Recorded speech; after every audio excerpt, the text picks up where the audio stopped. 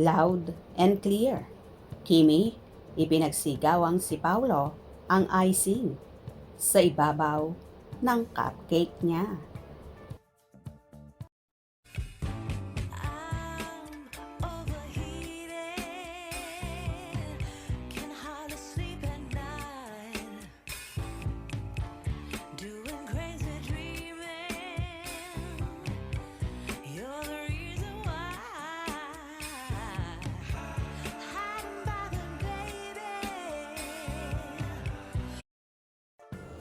Hindi magka-umayaw sa saya at tilian ang Kimpaulandia na nanood sa second show ng Love Kimpau World Tour sa Anaheim, California.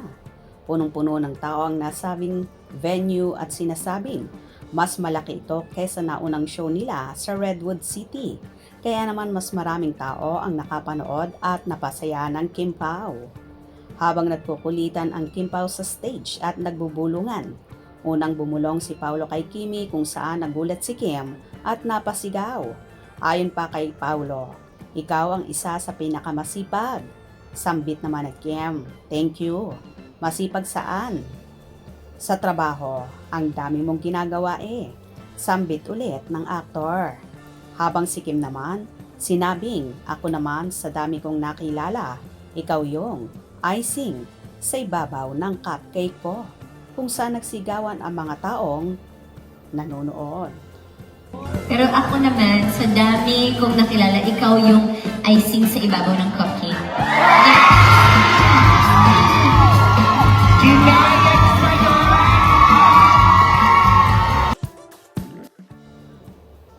Sobrang saya at kilig naman ang mga fanay na tila ito na daw ang confirmation ng Kimpau sa natatangi nilang pag-iibigan. Need talagang ipa-approve kay Kimi ang sasabihin niya. Tama ka. Hehehehe. Ganon basta Bisaya. Wow, ikaw ang icing sa ibabaw ng cupcake ko. Yes, si Paulo Abilino na nga. Si Mr. Righty Kim Chiu. Low-key, confirmation na ng kanyang Mr. Right. Wow, Kimi, kayo na talaga. Ang saya ko. Nawawala ang stress ko kapag nakikita ko kayong masaya. May sinabi si Paulo na binulong niya kay Kim. Tapos sabi ni Kim, may 2 days pa tayo. Sabay tawa. Ano kaya yung sinasabi niyang yon? Baka sa last niya sabihin. Need. Yes, baka gusto nang ilabas ang totoo.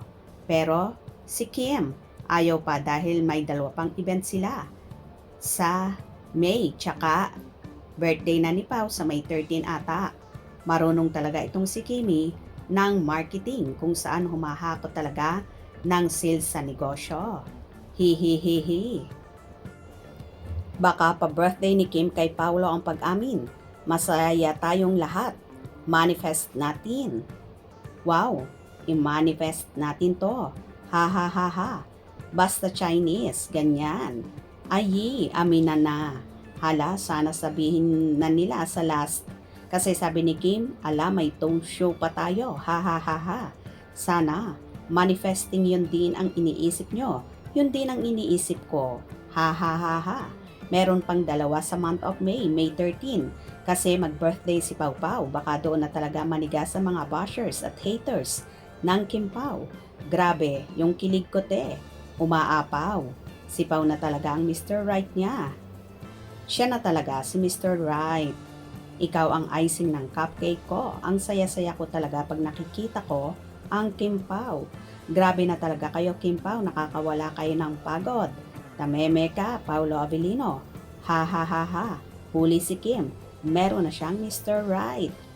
Todo na to. Baka kasi madulas ang dila ni Pao. Ha ha ha ha.